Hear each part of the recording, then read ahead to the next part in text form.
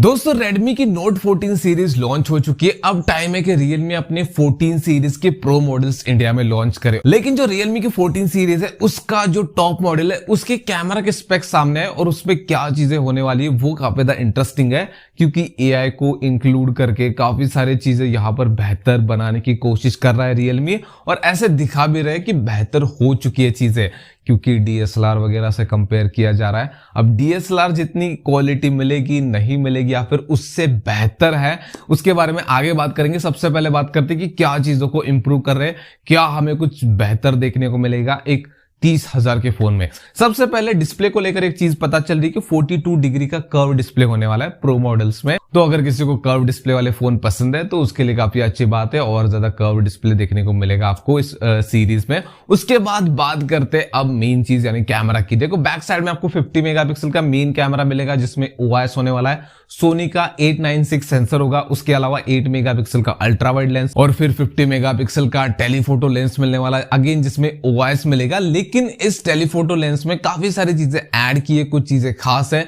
और इसमें सोनी का IMX882 सेंसर होगा। इसके अलावा 120x जूम वो हमने पिछले सीरीज में भी देखा था। लेकिन नया क्या है? नया ये है कि ये एक ट्रिपल रिफ्लेक्शन पेरिस्कोप कैमरा होने वाला है। अब कुछ लोग सोचेंगे कि भाई ये ट्रिपल रिफ्लेक्शन क्या होता है, रिफ्लेक्शन क्या होता है फोन में, हमने तो पहली बार सुना है।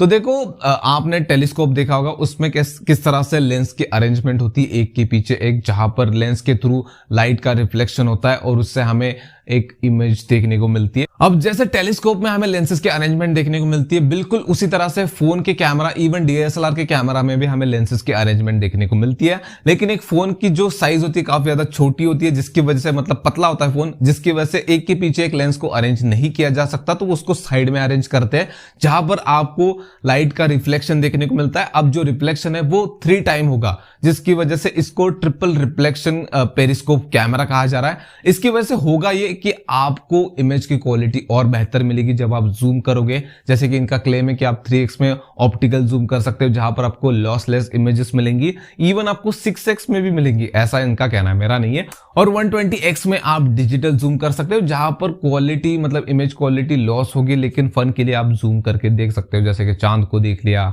या फिर अपने वाली चांद को देख लिया।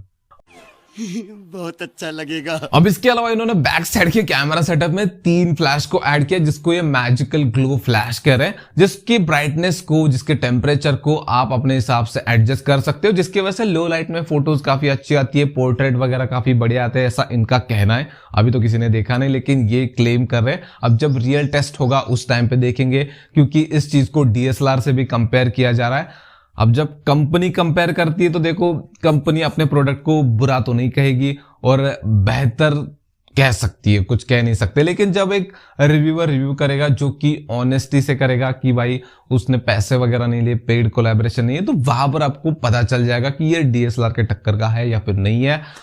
अभी तो यही कहेंगे कि DSLR से पूरी तरह से कंपेयर करना फेयर नहीं है, लेकिन इमेजेस तो भाई ऐसी आती है जो कि सोशल मीडिया रेडी रहती है, जो कि हमने Realme, Redmi के काफी सारे फोन में, Vivo के फोन में काफी टाइम से हम देखते आ रहे हैं। और 32 मेगापिक्सल का सेल्फी कैमरा। अब ये हो गए फोन वाले स्पेक। अब बात करते हैं जो बाहर से ऐड किया, जिसका आजकल बहुत ज्यादा ट्रेंड चल रहा है, वो है AI। अब ये कोई नई बात नहीं कि भाई कैमरा के साथ AI को ऐड करना, लेकिन इसको और ज्यादा इन्होंने इंप्रूव किया, जिसकी वजह से इसका नाम भी इन्होंने ऐसा रखा है कि AI अल्ट्रा क्लैरिटी 2.0।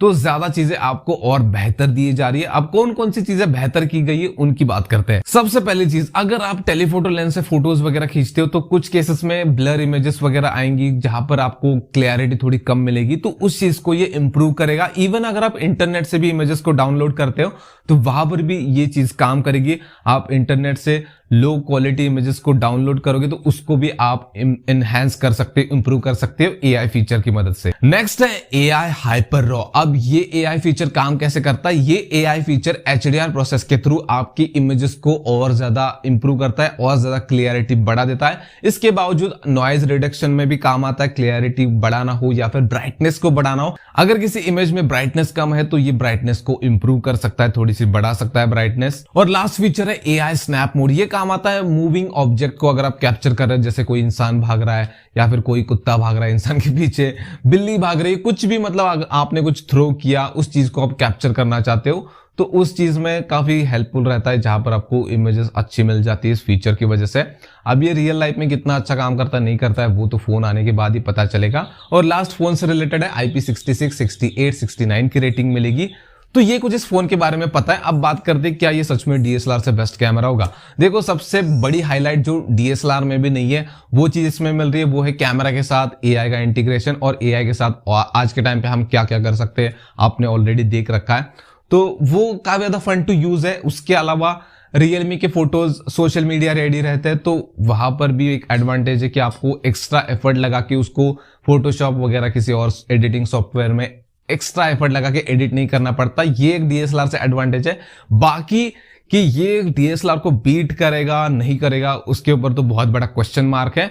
लेकिन अगर DSLR के लेवल तक चला जाए, मतलब उसके आसपास चला जाए, तो भी बहुत बड़ी बात होगी, क्योंकि इस फोन की प्राइस 1 लाख 1.5 लाख नहीं होने वाली, ये 30,000 का फोन होने वाला है।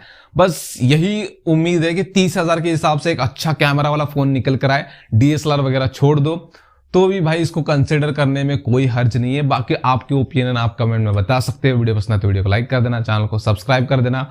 मिलते हैं नेक्स्ट वाले वीडियो में।